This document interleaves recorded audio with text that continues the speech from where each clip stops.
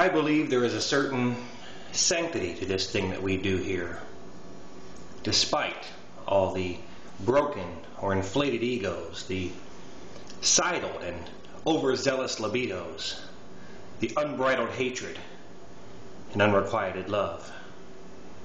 Or maybe because of all these things, here, sacred psalms sometimes emerge. And that's not an everyday occurrence in common conversation. And so we congregate each week in communion to extract this exact type union, this overlap of the heart and mind. You know the kind. You can hear it in a newborn's first fit of laughter. It feels like afterglow while still in your lover's arms. It's that daft glint of the purest hatred shown in a scorned woman's eyes. It tastes like any lips other than your own. We poets dare attempt to define these ephemeral elements, believing them to be seminal to assessing sentience and therefore as sacrosanct as the most pious of prayers. But if this is a religious ritual, it must be the opposite to a vow of silence.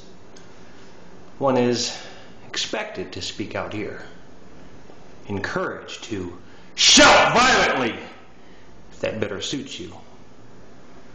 Some of our most devout even eschew the lowly microphone, fearing it may weaken or taint their benedictions. And then there's those that choose to whisper. You may too, especially if you're new. This whole thing can take a little getting used to.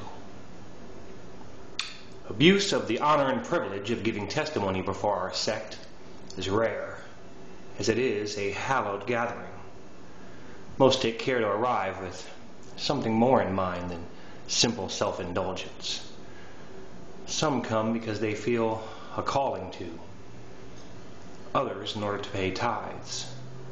A small few arrive again, the backsliders, hoping to recoup that spark divine. An enlightened lot, mine, each here to be honed against the next blessed Cenobite in this, the church of the holy human condition. And seeing it as such, I wouldn't want to wax pedantic. Too much semantic attention to detail is an aside, and I won't expect that you, my choir, will abide blasphemy, especially whilst this pulpit is mine. O sinner I. However, in times recent, I've frequently found myself offended by so many self-serving sermons served as I sit amid these pews. Views neither intimate nor introspect, just long lists of transgressions with no redemptive sentiment or quality, professed without apology and purportedly lived without conscience. But am I all too conscious of my place here, in this, our chantry? Perhaps granting it too grand a schema? As anathema as it is for me to believe it, maybe it is just entertainment. Mere arrangements of playful limerick, lyric, and verse to amuse and to mollify, but devoid of all higher meaning. After all, no gleaming halo hangs conspicuously above our heads to signify our deific endowment. No seas part for our passing, nor bushes burn immaculate and untouched, just to quote us. Who am I to lift us on so high? Still, are we not supposedly somehow gifted, tweaked on a sublime level to sift through the mundane and find the extraordinary hiding within the norm? I don't know. Maybe it's just me reading piety into it, but a shout of "Spit, poet!" sounds suspiciously like a cry of hallelujah. So I say, denounce its divine nature all you like.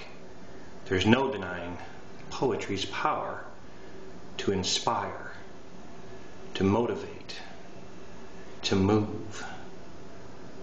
So I must ask of you, my dear fellow poets, has our soulful art of prayer lost its romance? No, not the romances between two lovers, more so that of the meaningful relation of one's hidden heart to that of another. The tragic and heroic tales of pitfalls persevered, put through pen to pad and passed on lips to listeners' ears. Perhaps a simple lesson learned, or a simpler, sympathetic word to let those who need it know that there is a like-minded and like-hearted shoulder here to lean on. Because you see, the demons of the everyman agonize in exorcism when purged by empathy. Thusly, I believe that this ability was meant to be used in this exacting manner. In fact, that it is our destiny to manifest the stigmata of the psyche for those who just can't bear to do so. We, the emotive martyrs, run through with a spear of quill, adorned in a simple shroud of parchment to collect our life's blood. Cadence, our crown of thorns. You see, I believe there is a salvation of sorts. It's here, in the torn and tattered pages of this, my hymnal. Part collection of all the sins that I've committed, part symbol of all those I've atoned. Now, to me, it's a sacred tone. This lone voice, singing psalms by pressing pen to pad instead of pressing palms. This is my homily. And so verily I say unto thee, pray with me, poets, here amongst the faithful and those that yearn to be counted amongst them.